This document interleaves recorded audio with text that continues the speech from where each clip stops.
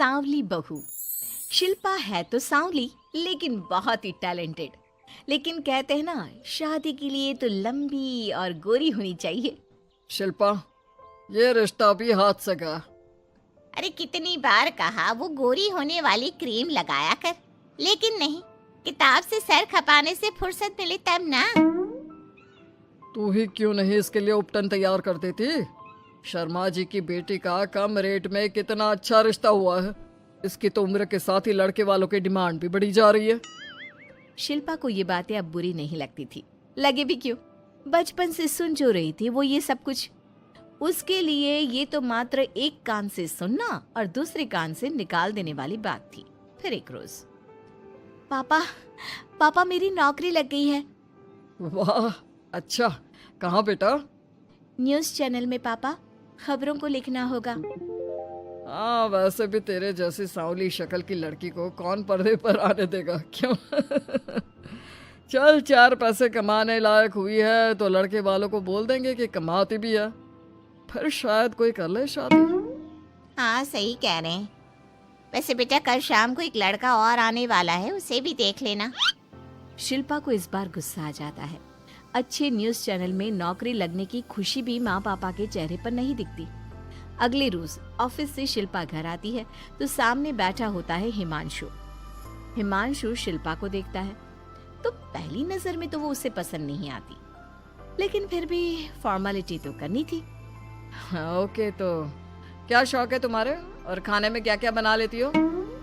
मुझे पढ़ने लिखने का शौक है, खाना बनाना नहीं आता, बिल्कुल भी नहीं आता। पर फिर भी क्योंकि ये रिवाज है कि बहू को खाना बनाना होता है तो थोड़ा बहुत बना लूंगी, लेकिन उतना ही वक्त किचन को दे पाऊंगी जितने में मेरा काम, मेरी नौकरी सफर ना हो।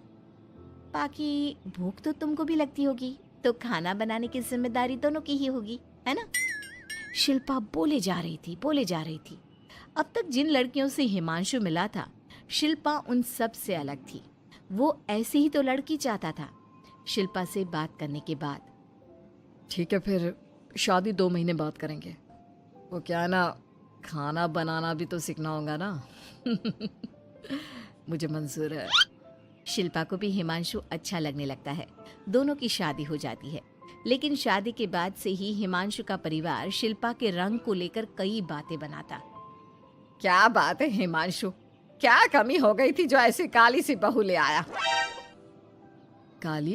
काली तो नहीं है। हाँ, मेरी शिल्पा का रंग हल्का सांवला है। वैसे आप तो कृष्ण की भक्त हैं, जानती है ना, उनका रंग भी सांवला था। अब सांवले रंग के कृष्ण की पूजा, तो सांवली मेरी बीवी खराब कैसे? बात तो सही भी थी। क्यों सांवला रंग खराब माना जाता है? शिल्पा पति का तर्क सुन रही थी। थोड़ी देर के बाद, क्या बात है, शब्दों का जादू आ गया। क्या तर्क दिया आपने सांवले रंग के समर्थन में?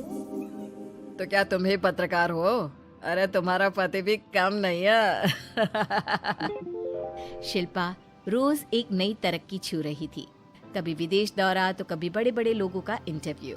एक दिन, सुनो, आज का दिन बहुत खास है, मैं मुख्यमंत्री जी का इंटरव्यू लेने जा रही हूँ। अरे वाह, क्या बात है, सही है यार। तभी ससुर आ जाते हैं। बहू, थोड़ा मेकअप भी कर लेना, वरना काली काली फोटो सब जगह आएगी। अरे हम तो शर्म के मारे किसी को दिखाते भी नहीं कि ये हमारी बहू है। न जाने क्या कमी थी। अरे वो शारदा दीदी की बहू देखो, कैसे मक्खन की तरह गोरी है। और नताशा, वो तो ऐसे लगता है जैसे भगवान ने दिल खोल कर रंग दिया है उसको। अरे माँ, आजकल रंग नहीं बुद्धि का जमाना है। हाँ, तो वो दोनों कहाँ पागल है, अच्छा खासा घर देख रही है। शिल्पा को ससुर की बात पर गुस्सा तो आता है, लेकिन वो मूड खराब नहीं करना चाहती। वो तो बस तैयारी करती है कि जल्दी से अच्छा सा मुख्यमंत्री का इंटरव्यू हो जाए और दुनिया देखे। होता भी यही है। शिल्पा जब शाम को घर आती है तो, अरे चाची, बुआ, फूफा जी, कैसे हैं आप सब? कैसे आना हुआ? शिल्पा को आसपास के लोग भी देख रहे थे। वो भी जानती थी कि उसने जो इंटरव्यू किया वो कितना वायरल हो रहा है। अरे बहू, बड़े लायक हो तुम, औरत होकर दुनिया की इतनी जानकारी, कितनी समझ है तुम्हारे अंदर। वाह वाह बहू, तुमने तो हम सबका सीना गर्व से चौड़ा कर दिया। सास ये सब देखकर सोच रही थी कि भाई ऐसा भी क्या हो गया, इन्होंने तो बहू को हीरो बना रखा है। मैंने तो शिल्पा को उसी दिन समझ लिया था जब पहली बार मिला था। मैं तो जान गया था कि ये लड़की अलग है। कितनी प्यारी आवाज है इसकी और समझ भी लाजवाब। तभी बुआ सास बोल पड़ती है। और एक हमारी बहू है, सारा दिन टिकली बिंदी पर ही लगी रहती है। अरे दीदी, न जाने कौन कौन सी क्रीम लगाती है, अब तो चेहरे पर फोड़े भी निकल गए। कितनी बार कहा कुछ पढ़ाई आगे करके दुनिया में नाम कमाओ, लेकिन नहीं, बस सारा दिन शीशे के सामने खड़ी रहेगी। कोई बात नहीं फूफा जी, वो भी किसी की पसंद हो सकती है। हम लोगों का क्या, एक काम अच्छा कर दिया तो पूछ लिए गए, नहीं तो जमाना तो गोरी सूरत की ही तारीफ करता है। क्यों माँ जी? हाँ हाँ, वो क्या है ना, मैं जरा पानी लेकर आती हूँ, तू बैठ बहू। हाँ हाँ बहू, तू तो बैठ।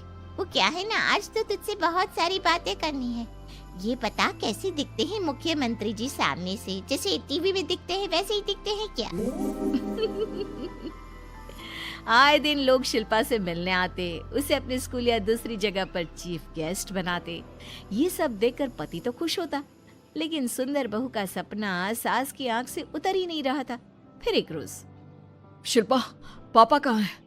माँ जमीन पर गिरी पड़ी है, वो बेहोश हो गई है। शिल्पा की सास को गंभीर बीमारी हो जाती है और फिर आप लोग अपनी माँ की किसी बात को मना ना करना, उनका दिल कमज़ोर हो चुका है। दिल में कोई बात लगेगी तो उनके हार्ट अटैक आने के चांसेस हैं, तो समझ रहे हैं ना। कुछ दिनों में ठीक होकर सास घर आ जाती है और फिर एक दिन, देख बेटा, मैं मरने से पहले एक सुंदर बहू का चेहरा देखना चाहती हूँ। अरे मैं नहीं चाहती कि तू इस काली कलूटी के साथ रहे, छोड़ दे इसे।